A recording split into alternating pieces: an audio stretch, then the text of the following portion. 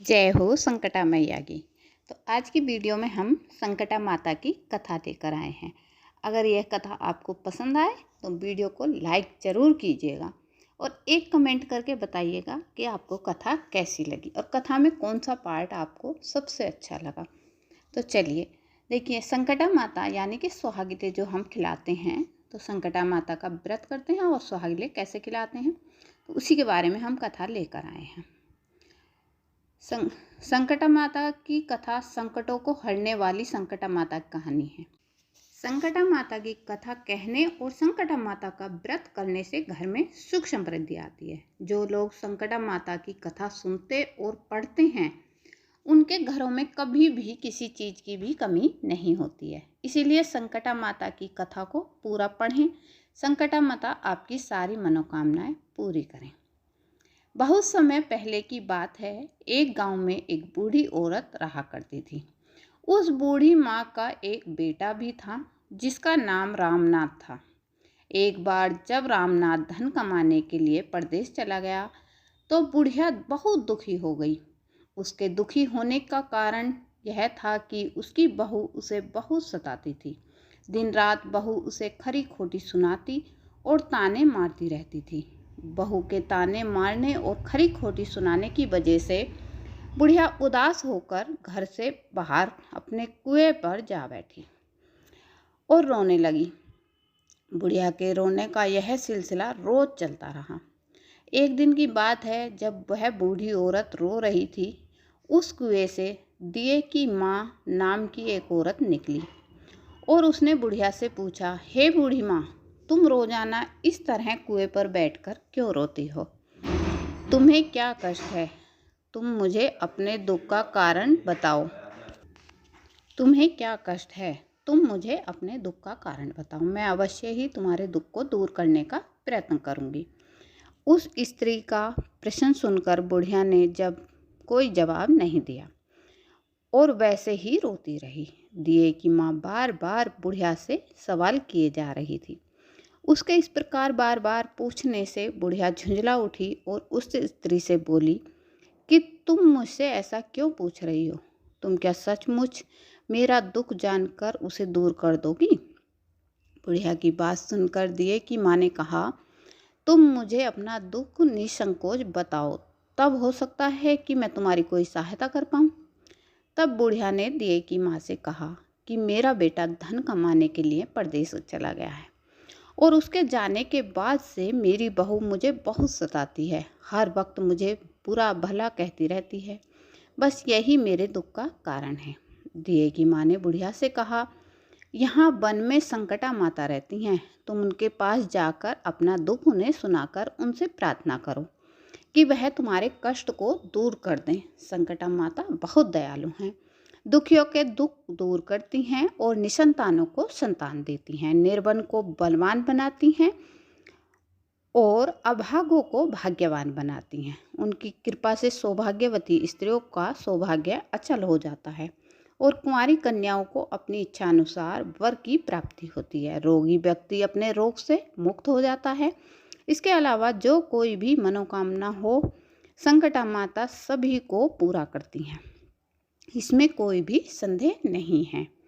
बुढ़िया का संकटा माता का व्रत करना। बुढ़िया ने जब दिए की माँ की ऐसी बात सुनी तो वह वन में संकटा माता के पास जाकर उनके पैरों में गिरकर जोर जोर से विलाप करने लगी।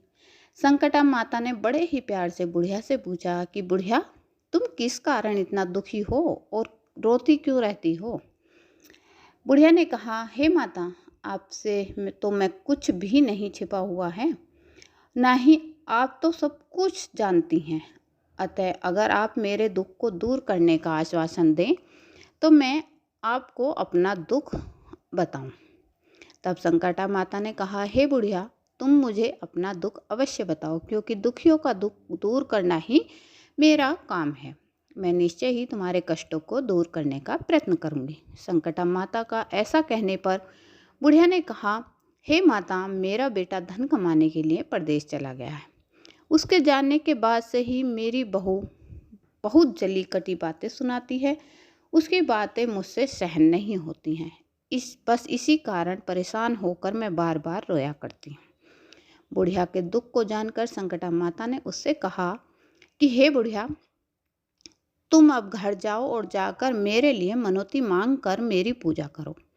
इससे तुम्हारा बेटा सकुशल वापस घर आ जाएगा। और संकटा माता के कहे अनुसार उस बुढ़िया ने मनौती मांग कर पूजा की और सुहागिन औरतों को भोजन कराया, भोजन के लिए आमंत्रित किया। परंतु जब बुढ़िया ने स्त्रियों के लिए लड्डू बनाने शुरू किए तो उससे 7 की जगह 8 लड्डू बन गए। बुढ़िया ने सोचा कि कहीं मुझसे गिनने में कोई गलती तो नहीं हो रही है। उसने फिर से लड्डू गिने, लेकिन लड्डू 8 ही थे। अब बुढ़िया असमंजस में पड़ गई कि अपने आप 8 लड्डू बन जाने का क्या कारण है।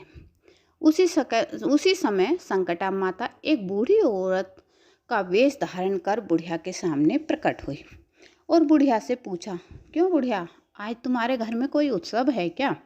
यह सुनकर बुढ़िया बोली, आज मैंने संकटा माता की पूजा की है और सुहागिन औरतों को भोजन के लिए आमंत्रित किया है, परंतु जब गिनकर 7 लड्डू बनाती हूँ तो वो लड्डू अपने आप 8 बन जाते हैं। इसी वजह से मैं चिंता में पड़ गई हूँ कि कहीं मुझसे कोई गलती तो नहीं हो रही है। बुढ़िया की बात सुनकर संकटा माता ने कहा कि क्या तुमने किसी वृद्धा को भी आमंत्रित किया है? तब बुढ़िया ने कहा कि मैंने किसी भी बुढ़िया को आमंत्रित नहीं किया है। लेकिन तुम कौन हो? संकटा माता ने कहा, मैं एक वृद्धा हूँ, तुम मुझे ही आमंत्रित कर लो।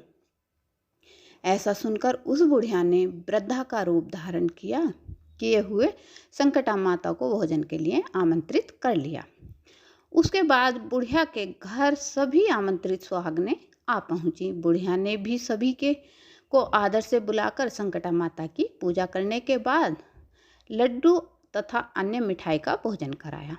इससे संकटा माता उस बुढ़िया पर बहुत प्रसन्न हुई और उसके बेटे के मन में अपनी माता के लिए से मिलने की इच्छा उत्पन्न हुई और वह अपने घर वापस आने के लिए चल पड़ा। कुछ दिन बीतने के बाद पर बुढ़िया ने फिर संकटा माता की पूजा करके सुहागिनों को भोजन करा रही थी कि तभी किसी ने उसे उसके बेटे के आने की खबर दी, लेकिन वह बुढ़िया अपने काम में लगी रही। उसने कहा, लड़के को बैठने दो, मैं सुहागिनों को जिमा कर अभी आती हूँ। जब लड़के की पत्नी ने पति के घर आने का समाचार सुना तो वह उसी समय अपने पति के स्वागत के लिए घर के लिए चल दी। लड़के ने अपनी पत्नी को देखकर सोचा कि यह मुझसे कितना प्रेम करती है, जो मेरे आने की खबर पाते ही मुझसे मिलने के लिए आ गई। परंतु मेरी माँ को मुझसे जरा भी प्रेम नहीं है, जो मेरी माँ मेरे आने की खबर पाकर भी मुझसे मिलने के लिए नहीं आई। जब पूजा समाप्त हुई और सभी सुहागिनें भोजन करके अपने घर वापस लौट गईं तो बुढ़िया अपने बेटे से मिलने के लिए उसके पास पहुंची। लड़के ने पूछा, माँ अब तक कहाँ थी? बुढ़िया ने कहा कि बेटा, मैंने तुम्हारी कुशलता के लिए संकटा माता से मनौती मांगी थी, उसी को पूरा करने के लिए सुहागिनें आमंत्रित की थी, उन्हीं को भोजन करा रही थी। संकटा माता की कृपा से लड़के का मन अपनी पत्नी से हट गया और उसने अपनी माँ से कहा, माँ या तो यह यहाँ रहेगी या फिर मैं रहूँगा। बुढ़िया ने कहा, बेटा, मैंने तुम्हें बहुत कठिन तपस्या से पाया है, इसीलिए मैं तुम्हें नहीं छोड़ सकती। इसीलिए चाहे बहू का त्याग भी करना पड़े, मैं कर सकती हूँ। अतः लड़के से अपनी पत्नी को घर से निकाल दिया। बुढ़िया की बहू जब घर से निकली तो बहुत दुखी होकर पीपल के पेड़ के नीचे बैठकर रोने लगी। उस राज्य का राजा तभी उधर से गुजर रहा था। उसने रोता हुआ देखा तो उसके पास जाकर उसने उससे पूछा कि तुम कौन हो और इस तरह क्यों रो रही हो? तब उसने सारी व्यथा अपनी राजा को सुनाई। राजा ने कहा, आज से तुम मेरी धर्म बहन हो, तुम मेरे साथ चलो, मैं तुम्हारे सभी कष्टों को दूर करने का प्रयत्न करूंगा। यह कहकर राजा बुढ़िया की बहू को अपने साथ महल में ले गया। महल में पहुंचकर राजा ने अपनी रानी को उस स्त्री की सारी व्यथा सुनाई। और कहा कि आज से यह मेरी धर्म की बहन है और यह हमारे साथ महल में ही रहेगी। इसको किसी भी प्रकार का कोई कष्ट नहीं होना चाहिए।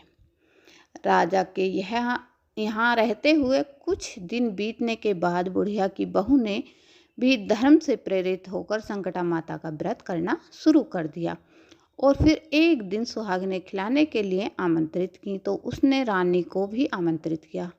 जब सभी सुहागिनें भोजन करने लगीं तो रानी ने कहा, मुझे तो रबड़ी मलाई और स्वादिष्ट भोजन ही हजम होते हैं, यह पत्थर के समान लड्डू कैसे हजम होंगे। ऐसा कहकर रानी ने लड्डू खाने से मना कर दिया।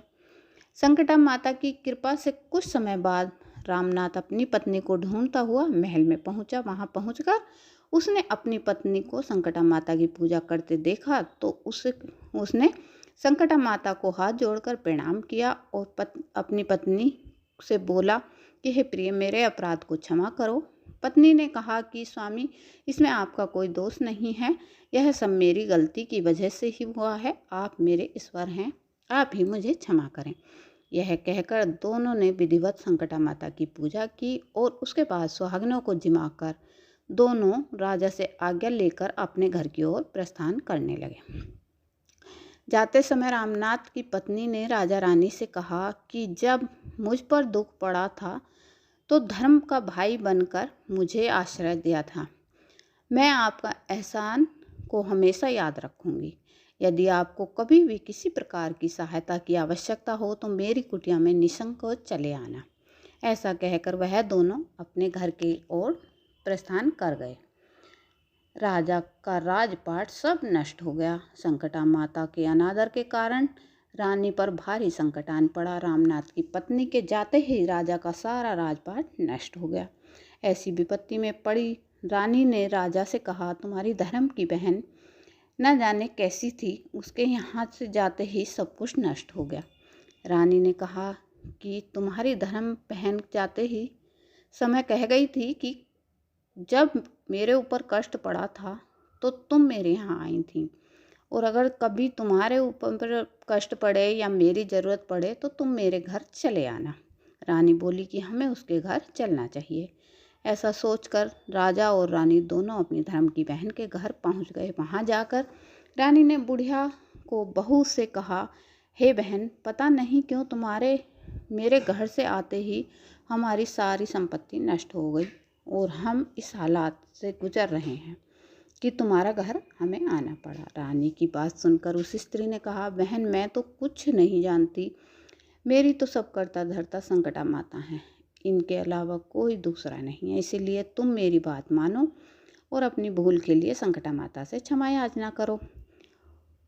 उन्हीं से मनोती से तुम्हारा काम बन जाएगा, तुम्हारे सारे बिगड़े काम अपने आप सुधर जाएंगे। बुढ़िया की बहू की बात सुनकर रानी ने भी श्रद्धा और भक्ति से संकटा माता का व्रत किया, सुहागिनों को भोजन का आमंत्रित किया और सुहागिनों को जिमाकर अनजाने में हुई अपनी सब गलतियों की संकटा माता से क्षमा मांगी। रानी के क्षमा मांगने और व्रत कर के सुहागिनों को खिलाने से संकटा माता रानी पर प्रसन्न हो गई। संकटा माता ने रात में ही रानी के स्वप्न में दर्शन देकर कहा, तुम दोनों राजा रानी अपने महल को लौट जाओ, वहां जाकर मेरी पूजा करना और उसके बाद सुहागिनों को जिमाना। ऐसा करने से तुम्हारा गया हुआ राजपाट तुम्हें दोबारा मिल जाएगा। सुबह उठते ही रानी ने अपने स्वप्न की बात राजा को बताई और रानी की बात सुनकर राजा उसी समय रानी को साथ लेकर अपने महल की ओर चल दिए। महल में पहुंचकर रानी ने संकटा माता के कहे अनुसार पूरी श्रद्धा और भक्ति से संकटा माता की पूजा की और सुहागिनों को आमंत्रित करके उन्हें भोजन कराया। ऐसा करने से संकटा माता की कृपा से उनका राजपाट उन्हें वापस मिल गया और उनका बिगड़ा हुआ समय सुधर गया। राजा और रानी दोनों पहले की तरह राज्य का सुख भोगते हुए अपना जीवन व्यतीत करने लगे। तो ये थी संकटा माता की कथा। जय हो संकटा माता। जैसे आपने राजा रानी और उस लड़के की माँ और पत्नी के कष्ट दूर किए, ऐसे ही आप अपने सभी भक्तों के कष्ट दूर करना। जय हो संकटा माता की।